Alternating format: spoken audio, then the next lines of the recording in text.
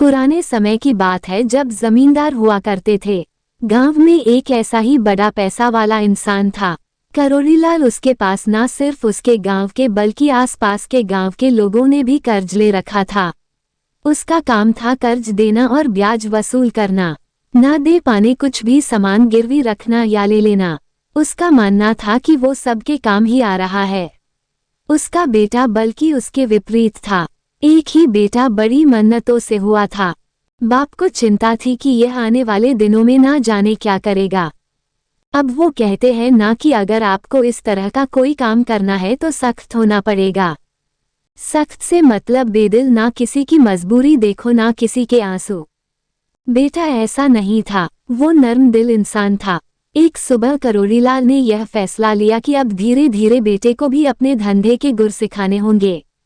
उसने अपने यहाँ काम करने वाले से कहा कि ए हीरा, तू जा रहा है ना, उस बुढ़िया के पास जाते जाते इस धनी को भी ले जाना।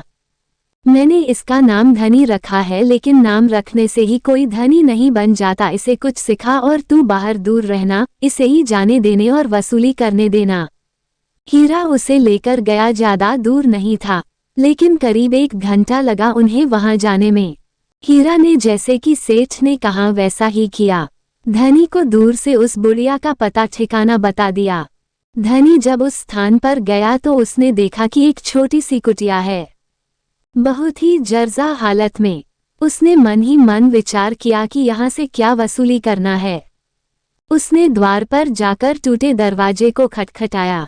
अंदर से एक झुकी हुई अम्मा आई। धनी को बताया गया था कि सावित्री अम्मा होगी, इसलिए उसने पूछा, सावित्री आप है? वो अम्मा लड़खड़ाती आवाज में बोली, हाँ तुम कौन बेटा? धनी ने बोला, मैं करोड़ीलाल का बेटा हूँ धनी। अम्मा सुनकर नाराज नहीं, खुश हुई, बोली, अच्छा अच्छा तुम धनी हो। अरे बेटा तुम तो बहुत बड़े हो गए, बड़ा अच्छा लगा, आओ बैठो, बड़ी दूर से आए हो, थक गए होंगे। धनी को बैठाया और कहा कि रुको, मैं तुम्हारे लिए कुछ लाती हूँ। धनी ने मना किया लेकिन अम्मा नहीं मानी, बोली कि नहीं, पहली बार आए हो, ऐसे कैसे? अम्मा ने अंदर जाकर बर्तन में देखा, थोड़ा सा दूध पड़ा था।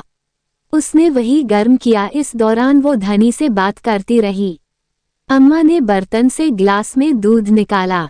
जैसे ही दूध निकाला उसमें मक्खी गिर गई। अम्मा को दिखाई नहीं दी। अम्मा ने दूध ले जाकर धनी को दिया।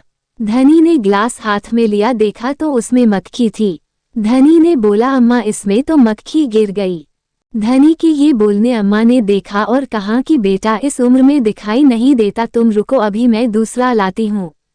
धनी ने फिर मना किया लेकिन अम्मा नहीं मानी, कहा कि नहीं रुको। अम्मा के पास अब कुछ नहीं था उसे देने को। अम्मा बाहर गई, सोचा कि आस पड़ोस से मांग कर ले आऊंगी, लेकिन किसी ने दरवाजा नहीं खोला। जो उसे देते थे वो घर नहीं थे। धनी यह सब देख रहा था। थोड़ी देर बाद अम्मा परेशान हालत में वापस आई। धनी ने कहा कि अम्मा मैं चलता हूँ, देर हो रही है। अम्मा ने कहा कि बेटा रुको, जिसके लिए आए हो वो तो लेते जाओ। अम्मा अंदर गई और एक चांदी का कड़ा लाई। धनी देख हैरान हुआ।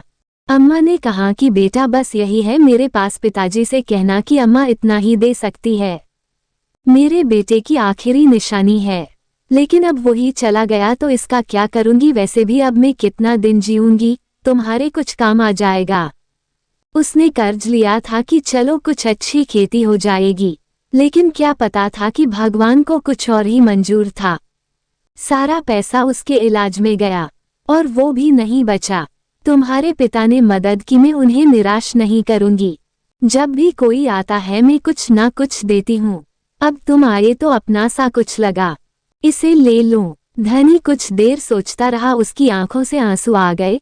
फिर कहा कि अरे अम्मा, दूध में मक्खी नहीं थी, प्याज का झीलका था। उसने उस मक्खी को, जिसे वो प्याज का झीलका बता रहा था, निकाला और दूध पी गया। घर पहुंचकर जब करोड़ीलाल ने पूछा कि हीरा बोल क्या लाया मेरा बेटा? हीरा बोला, सेठ जी लाना तो दूर, वो उल्टा अम्मा को देकर आया है और यह भी वादा किया कि उसकी जिम्मेदारी अब धनी की है। सेठ गुस्से में चिल्लाया, कहा कि धनी यहाँ। जैसे ही धनी वहां आया, सेठ ने उसे मारने के लिए हाथ उठाया लेकिन वो हाथ रुक गया। उसने उसकी आंखों में देखा जिनमें आंसू थे।